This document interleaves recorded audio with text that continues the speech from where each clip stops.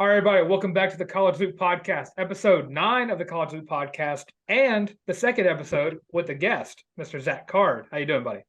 Good. How are y'all doing?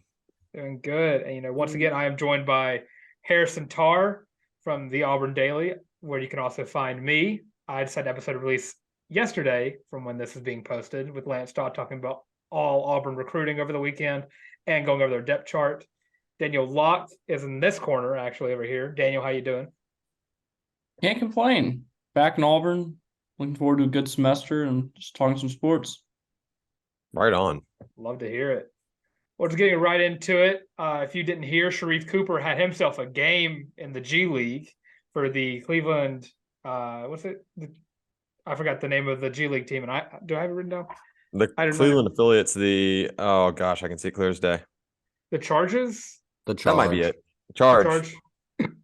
Where he had a 43-point, 10 assist, and 9 rebound game on Sunday.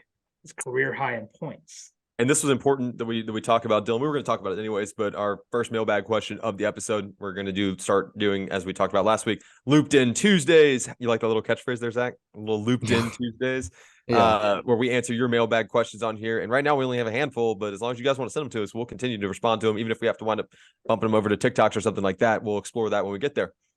AJ Rivera brought up a very good point on Twitter, asking our thoughts, and this is a large part of the reason that it's nice that Zach's here. And before you answer, Zach, definitely plug yourself and let everybody know who you are. But kind of asking our thoughts, and nobody better in this room than you and Daniel, for that matter, about Sharif Cooper's kind of rise to utter dominance in the G League and his future potentially with the NBA and some potential fits for him. Yeah, I mean, we saw the same thing when he was on the Atlanta Hawks G League affiliate. I can't remember what the College Park, like Skyhawks or something. We saw the same thing, him drop high 30s, 40 bombs. Like, we've seen it. He had a couple of games where he stepped up into real, like, NBA with the Hawks. He performed well, but, like, I don't know if he really has, like, a role to fill right now. We had talked about this a little bit before, but I just don't know if there's a team out there that needs him. He's definitely one of the top names on the list for me of guys to get that bump up from the G League, but I just don't know if that'll happen this year or like next year, to be honest. It's certainly not in Cleveland, right, Daniel? No, I just don't really think there's a door open there. Likely scenario would be going to a team kind of like Dylan was talking about with Zach before we started, just a team that doesn't really have consistent guard play off the bench. I struggled to kind of picture him with anyone. I think Dylan said Toronto. That's one I could see that happening. Maybe Orlando. But other than those two, nothing really pops in my head immediately. And Larck and you and Mr. Card over here were talking about the Wizards before we went on air too. The Wizards seem to be a fit, but guys, let's call a spade here before we move into men's basketball. The frame's still not good. The size is just still not where you want it to be. You can't make him grow. I mean, he's listed 6'1", and that's a generous 6'1". Yeah, with shoes on. Yeah, right. So, I think that there's probably a career future in the G League, but not a career future in the NBA. Could this have been more beneficial to him, like if he would have stayed another year at Auburn? I was going to bring that up too. Yeah, I think definitely. I don't think it would have hurt. But also, if you look at the guys with similar frame, similar skill set, I don't want to comp him to Jared Harper, not Jalen Harper, excuse me, Jared Harper, because that's kind of unfair. Their games are significantly different, but also similar frames. It doesn't pan out. At some point at the league level, you have to be tall. I mean, I know that sounds so basic and from such an elementary level of basketball. But in the NBA, everybody's big, and Reef wasn't that big. He was special, but he also didn't have the sample size to really have good draft stock. So I don't know. Another year at Auburn wouldn't have hurt him, but it probably would have hurt Auburn. That's a conversation for the offseason, actually, a good conversation to talk about the implications of where Auburn might be with Sharif Cooper had he had stayed another year or 2 years. All right, well, to transfer from the NBA to transfer to college basketball, Auburn plays at Ole Miss in the Pavilion tomorrow. I don't know the time. I forgot to write that down. 7:30. Central. Could be wrong, but I think that's right. It's 8 Central. 8 Central. 8 Central. It's 8 Central tomorrow night. Yeah.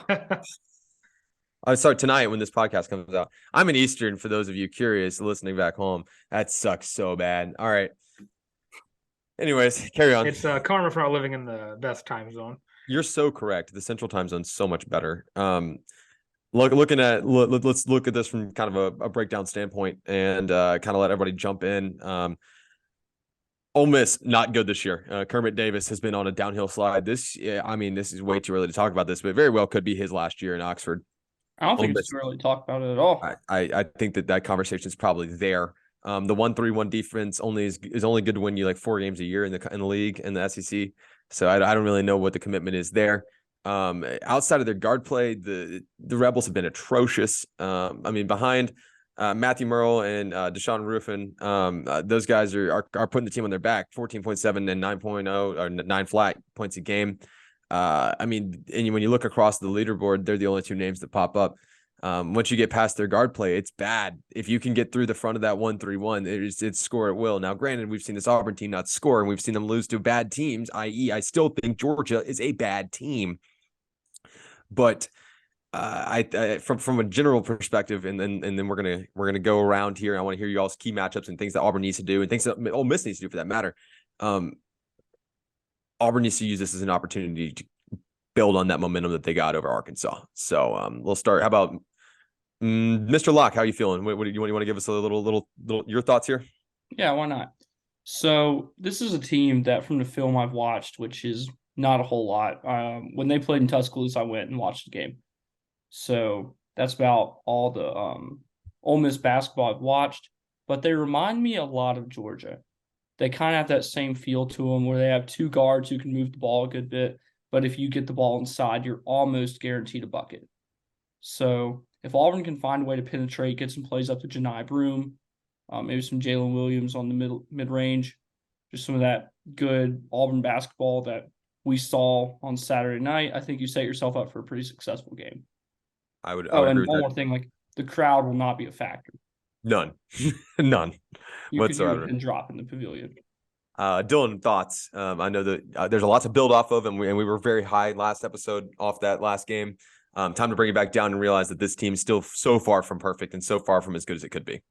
Yeah, we're down a lower note. I'm kind of expecting a decline from Alan Flanagan. I really hope it's not the case, but it's hard for me to believe that he has 2 good games in a row, but I would just love to see it happen. I wrote another note, just Wendell and Janai just need to play normal. Just play like they've been playing all season. And put Katie in a straitjacket so he doesn't shoot is also a note I have. Yeah, that's not the worst take. I'd probably agree with the whole limiting minutes for KD until he can figure things out. Zach, I'd be interested to hear what your thoughts are. And you can kind of we've not heard from you, your thoughts on the Arkansas win. Obviously a huge win for the Tigers. And tomorrow still feels big, even though you're playing an 0-3 team. Tell me if I'm wrong. But every SEC game is big in this league. Like, you can drop a game. We dropped a game to Georgia, who you've said already in this episode is not a very good basketball team. Probably a game we shouldn't have dropped, but every SEC game is big. And with this, I just see it coming down to big man play. Janai Broom, like you guys said, once you get inside, it's pretty much score at will with the 1-3-1. So, and he's leading us in points per game, leading us with rebounds. Like, I think he should just impose his will on the Rebels. Now, Dylan, to kind of keep facilitating, I'll flip this back to you for football. I usually run the point for basketball, and then you run it for football because that's kind of our dynamic. And Zach and Dylan and Daniel have worked with Dylan and I long enough to know that that's kind of how we've always operated.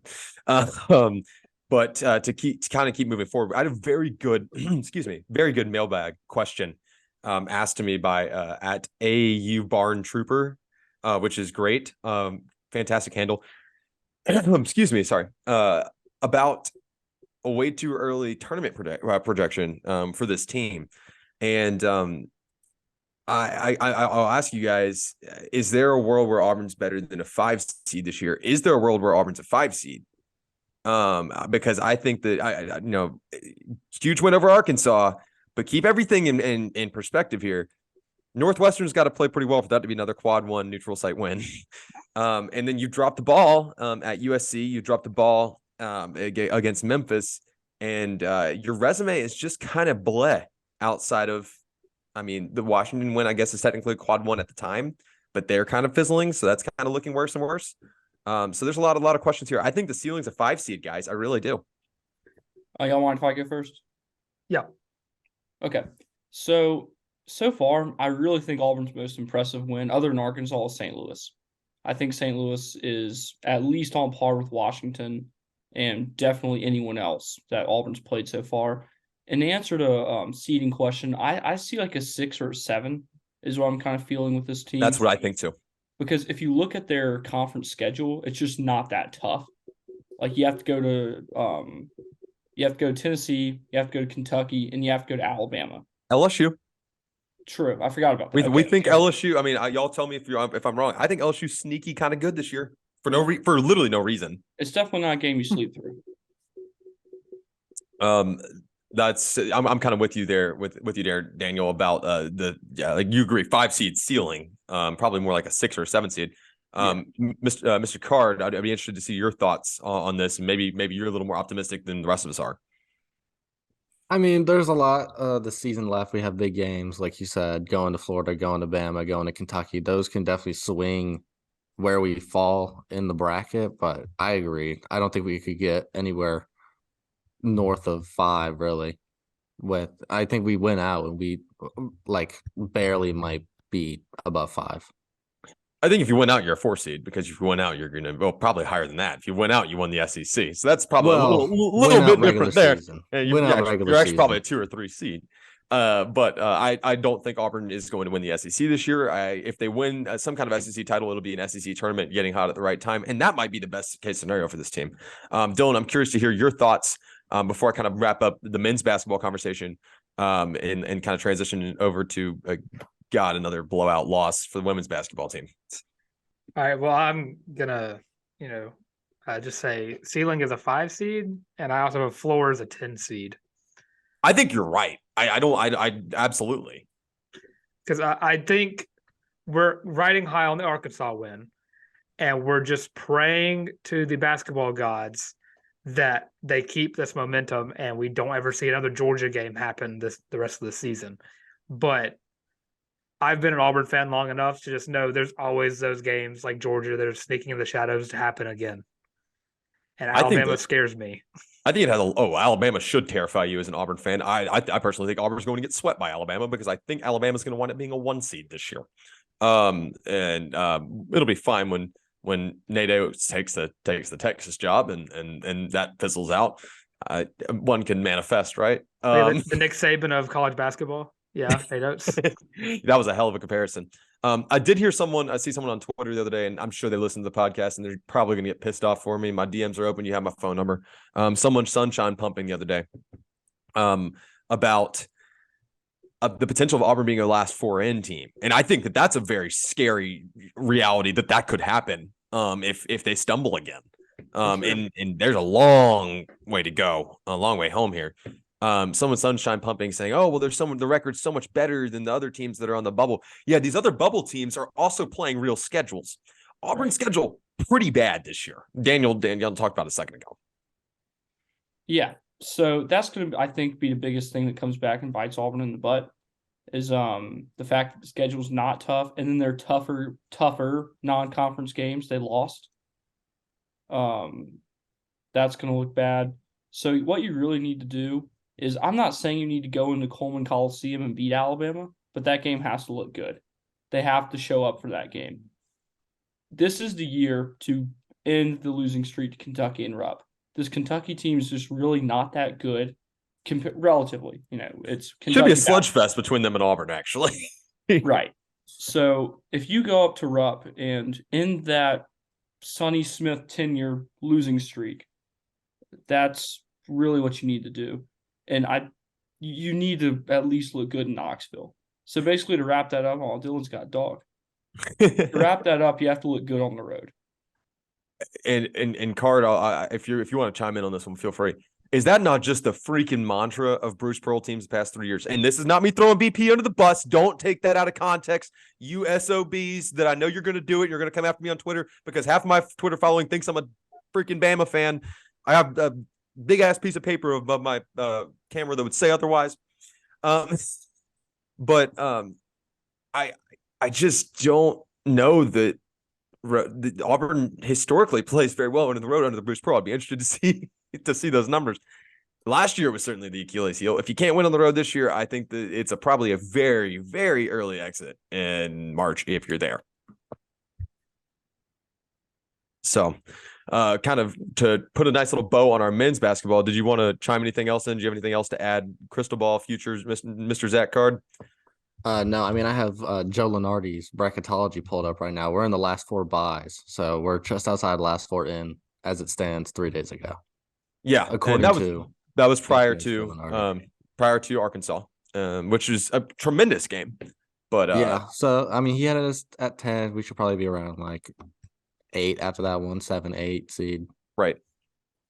So be very interested to see where Auburn winds up there. And Zach, before we transition over into women's basketball, I'm going to give you a chance to, I guess we should have done this at the top of the show, Dylan, but it's okay.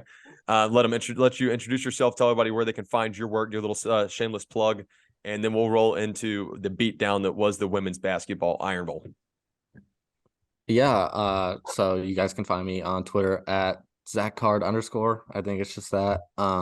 Yeah, I do a couple podcasts. I have the Report Card with Weagle. 91.1, so that's radio show and podcast. I'm getting the time set up for that hopefully soon. And then I also run another one called the Splashcast about the NBA.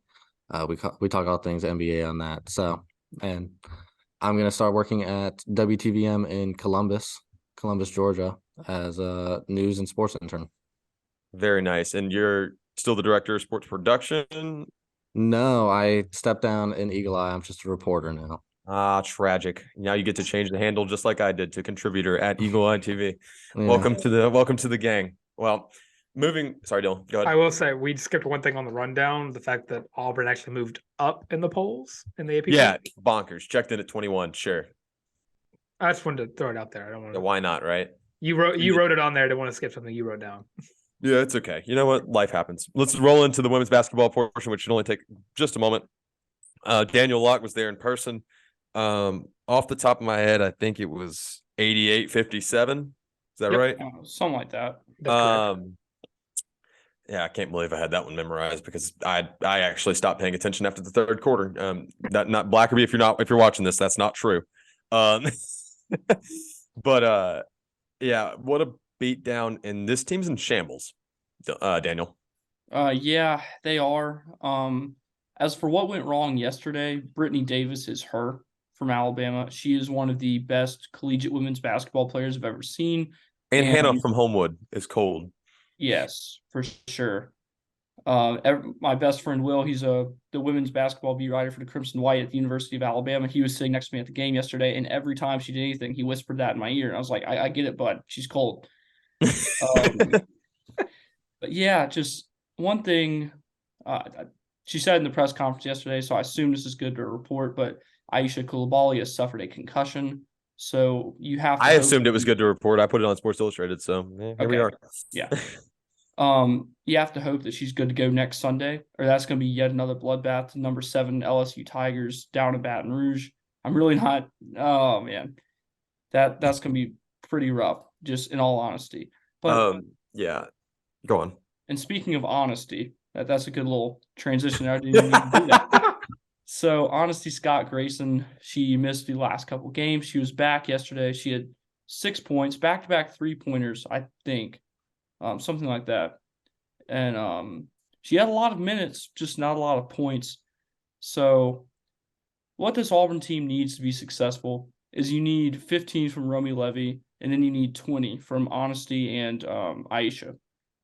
And if you can't get that, you're just not going to win a lot in conference play. Well, it starts with getting them all on the floor at the same time, guys. Yes, true. Which has been an immense challenge for women's hoops this year. Yeah. But I'm going to be honest with you, Card. I'm going to be real, man. I don't know how much you've been watching. This is the most perplexing team I've ever seen. They are so committed to defense until they're not. They're so energetic until they're flat. They're shooting the lights out until there's a lid on the bucket. I cannot figure out this team to save my freaking life. And they've got a tough road ahead because I'll go ahead and say it. It's going to be a bloodbath against LSU. In that game. That game's in Baton Rouge. Yeah. If you were going to be in the win column right now, you should have beaten Missouri. You should have beaten Alabama, who I don't think Alabama's that good. I think Auburn might be that bad. I think that women's hoops are worse, significantly worse than we thought they were going to be this year. So kind of just to that point, if anyone wants to chime in, that's kind of all I got. We'll have a preview episode on that. Sorry, Daniel, go ahead. I've just got a little nugget I wanted to add here. Those two games that they had to open up conference play against Ole Miss and Missouri are now looking like massively blown opportunities. Oh, huge. Absolutely. You're 100% right. And it's hard because they're probably going to stumble to 0-5 after next Sunday. We'll have a preview show for that. Or preview segment for that on Sunday's show. And that's just a really hard hole to climb out of. Tough one. Really is. All right. Well, what did you guys expect from the team coming into the season? Like, what were your expectations? I was hoping, not expecting. I was hoping for 500 in conference play. National championship. Oh, okay, of course. I was expecting 5 wins in conference play. I was expecting 4 to 5 wins in conference play. And you don't think that's possible anymore? No, I don't. If you look down the schedule, I don't even have it in front of me. I know Auburn still has to play Alabama again. They still got to play Tennessee. They get USC twice this year. And so they got the road one out of the way. So maybe this time they don't get almost a century hung on them. Let's see. There's still Mississippi State still left. Probably going to lose that game. It's tough. This conference from top to bottom is good. Kentucky's the reigning SEC tournament champions. I mean, there's nothing you can do about it. I don't know that 4 wins is possible. I mean, 5 sure as hell isn't. And clip that one for when they win 6 games in a row. Yeah, click that one off later. Anyways, we'll have a preview episode for that. I mean, if there's something you wanted to add to that card, feel free. It's just I was just wondering. I haven't watched more than like probably 2 or 3 games this season, so I was just wondering what the expectations were. I mean, we're in a rebuild. Year 2 or 3 under year 2 under Harris, and you kept thinking that this might have been. I mean, this freshman group is special, and we'll get to that later in the week. So, Dylan, I know you're itching to get to football. A little bit. I'm also itching to get this dog away from me. I'm the only one home, so I am stuck with this Chihuahua and this 100-pound whining pit bull that is not pit bull boxer that is in the other room. Lovely. Yeah, but Auburn football had a great weekend, and our Twitter account also had a very fun Sunday. Shout out Coach Freeze, honestly. Shout out Coach Freeze for shouting us out, even though I was the only person that got to see that happen live. Sorry, I was asleep. As was I. Sleeping on the job. I can't. Sleeping on the job, my boy. Never mind. One day I'm going to pull up the receipts. One day I'm going to pull the receipts out. And we're going to figure out how many of these recruits that wind up signing get discovered by me as opposed to the other to you, Dylan. And I'm going to pull up the receipts. Yeah. All right, so we're going to look at some of the commits that came through. I think most of them are. I think all of them are just the transfers that we got. I know you didn't. Did we get C.J. Johnson the same day? Did. I thought that was Sunday. We got him. Oh no, yeah, you're right. My fault. Yeah, so I want to talk about him a little bit because I talked about him a little bit on the Auburn Daily earlier today or yesterday as this is coming out. C.J. Johnson is 6'3", 193-pound safety, and he adds. It's going to be our 7th defensive back in this recruiting class. There are so many DBs on this roster; it's unreal. And the best part about it, only 2 out of the 7 are under 6 foot. And those 2 are Kyan Lee and Sylvester Smith. So whoa. I'm okay with them. Yeah. There we go. But long gone are the days of Gus Malzahn recruiting 5'8" and 5'9" defensive backs. Now we have a 6'3" safety coming in who squares up on tackles. I watched some film of him. He was squaring up on tackles. Something you don't usually see out of a guy of his stature. And Lance Daw compared him to a young Smoke Monday. So targeting season. Targeting calls are coming back to the Plains very soon. I think it's a great pickup. He's a 3-star safety, but it's really hard to get 4 stars as a defensive back because there's just so many. So he could also be one of those guys that could be. Don't expect him to get as much playing time year one as some of the other guys in this class, like a Kai and Lee, but expect his name to be to be said very soon. Another Zach, guy, I don't know how much you've listened, but I have a bromance for Kai and Lee because this film is so good. Far and away my favorite. You're muted, my boy. Yeah, sorry. Something in the library was going off. Didn't want the sound in. But I don't ever keep up with recruiting. I'll be completely honest. Just hang around Dylan and I long enough, and we will teach you the way. Oh, I'm sure. It's just a lot. It's a ton. It's a ton, but it's fun. And you know what else is fun? Demario Tolan. That's fun. He's fun. 4-star linebacker transfer, filling the Papo hole. We talked about this. We figured that was going to happen. I literally said it on last podcast. I wouldn't be surprised if he signed by the time this came out. He signed 30 minutes after we released the last podcast. I just want a mic drop there. That was a big moment for me. And I can't take any credit. I just 100% have been reading a lot and talking to people. And I have done none of that research other than just people tell me. And you look at Demario Tolan, he is 6'2", 222 pounds, 9 tackles as a true freshman at LSU. And you talk about replacing Owen Papo. This guy is Owen Papo Jr. He's with fast, 4 years of eligibility. With 4 years of eligibility. He is fast. He can cover the pass. He does need a little development in the pass rush area of his game, but I think in due time, especially with our defensive staff, he can get that fixed very soon. Lindsey Crosby put out a depth chart piece, and he has Demario Tolan starting. Check that out over at the Auburn Daily. That's a very, very interesting piece to look into because there's a lot of guys that you might recognize from this weekend that are on that list. Including, well, not including, but another guy adding to piece. Can I keep moving forward? Is that okay, Dylan? Yeah, it's fine. Let's talk a little bit about Cincinnati wide receiver Nick Mardner, who might be the most secretive man in college football. You talk about under the radar. I could not find a single thing about this guy anywhere where I didn't have to pay for it. Zach, let me tell you, I know you said you don't listen to, or not listen, but you don't follow recruiting all that much because it's a lot, and I get it. Once you catch the bug, though, I'll tell you this, it's addictive. It's very addictive. Yes, yes, it is. And in a good way, it's really cool to see these kids like actually be able to go and find places where they fit in between transfers and high school recruiting. It's addictive. Work in prep sports once, it'll change your life.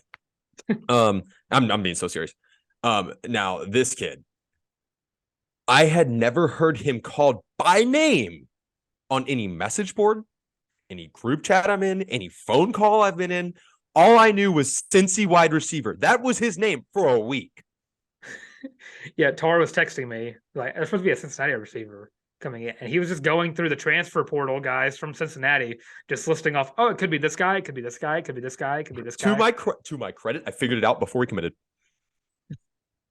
Yeah, you said the Mardner guy might be committing in 30 minutes. Was I wrong? I think it was almost 31 minutes from what I told you. It's about when I found out. It was about 31 minutes ago. But looking at his stat line from 2022 at Cincinnati, 19 catches, 218 yards, 3 touchdowns, one of which was in the back corner of the end zone. If we didn't mention before, Nick Mardner is 6'6", 185 pounds. He's a big boy. I feel like this is kind of just another body, though. More than likely. Yeah. But if you look at his Hawaii, he played at Hawaii for 3 seasons before he went to Cincinnati. 21 stats, 46 receptions, 913 yards, 5 touchdowns, averaged 19.8 yards per catch. And can anyone guess who his wide receiver coach was while he was at Hawaii? Just take a random guess as to who it was. Nobody? Tarr, you got it? No, I'll let you go. Marcus Davis. I thought who is our current wide receiver coach, where he had his best statistical season as a college wide receiver. Almost 1,000-yard receiver, boys. 990 something. 913. 13, whatever. It's basically 1,000. Who cares? I got a journalism degree. I can't do math. Well, he is a big body receiver with the ability to Moss guys, and he's got some sneaky speed to him. If I had to compare him to anyone, if you're a fan of the TCU Horned Frogs, he looks a lot like Quentin Johnston. Go Frogs with a hat in the back because the game's about to come on. But yeah, we're getting a Quentin Johnston type player. I don't want to say he's at the same talent level as Quentin, but he looks a whole lot like him whenever he's playing. And he might, if he's just a body, it's fine, but he could be like a, I don't want, like a Sal Cannella red zone type target. Yes. Hopefully with better hands, well, but that's neither here nor there. Target number 2 in the red zone. After Landon King and Rivaldo Fairweather. Question for you, Zach. Who's your favorite receiver on this team? He's muted. You're muted. Yeah, the library thing keeps going off. I think it's closing soon. I don't know. There's one right answer. Do your homework and come talk to us later and tell us why. Okay, I will. His number might be 14. His nickname might be Lando. One other guy that we just need to talk about is going to be obviously Brian Batty, running back out of USF. That was just kind of super random. And we'll touch base on that a little bit later in the week, probably because we'll get more kind of intel on that, how that kind of gained traction so quick. I do have some stats for him though. He was last season rushed for 1,186 yards and 8 touchdowns. That's the 5th most in USF history in a season. And in 2021, he was an All-American kick returner. Had 3 kickoff touchdowns in 2021. So maybe get some good return game or back on the Plains. Can he catch the ball when it's punted to him? I would assume so. That's been that was a problem in 2020. He was not a punt returner. Just put it out there. He was not a punt returner. Oh, just kick returner. Okay, gotcha. Now Micah M, which Mazkua is what I'm gonna go with. I go with Mazuka. You sold me on Mazuka. I want it to be Mazuka so bad because then we could have. Oh man, there's so much potential there. Anyways, he'll make his commitment announcement tomorrow night. Another battle, big boy in the trenches. Excuse me, guard from Baylor. And Zach, the rich get richer. And Auburn's definitely doing that in the trenches right now. Now to wrap this show up, we got about 3 minutes before Zoom is going to kick us off, Dylan. But we got time just for the little mailbag question because God knows we don't need to hone in on this any longer. Spencer Sanders is out. Period. Signed, sealed, delivered, and he'll probably commit the minute we finish this podcast. Just because I said that to spite me, damn it.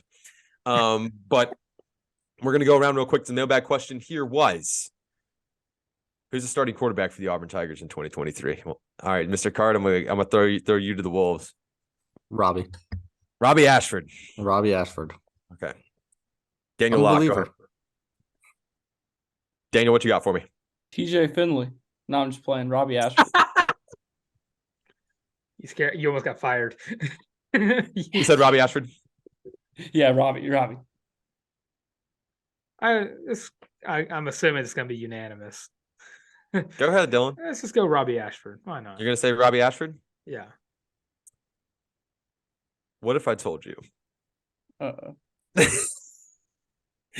I don't think it's going to be Robbie Ashford. If you name another transfer quarterback name, I'm driving to Macon. I don't think it's going to be Robbie Ashford. Thank you so much for listening to the College Loop podcast. I'm Harrison Tarr of the Auburn Daily, joined by Dylan Larck of the Auburn Daily and the College Loop, Daniel Locke of Weagle, Eagle Eye, and the Auburn Plainsman. Name it, you name it, he's there. And Mr. Zach Card, thank you for joining us today, buddy. And we'll talk transfer portal quarterbacks on Tuesday, Dylan, or on Thursday. I hate you. That's going to be the last thing I'm putting on there. I hate you.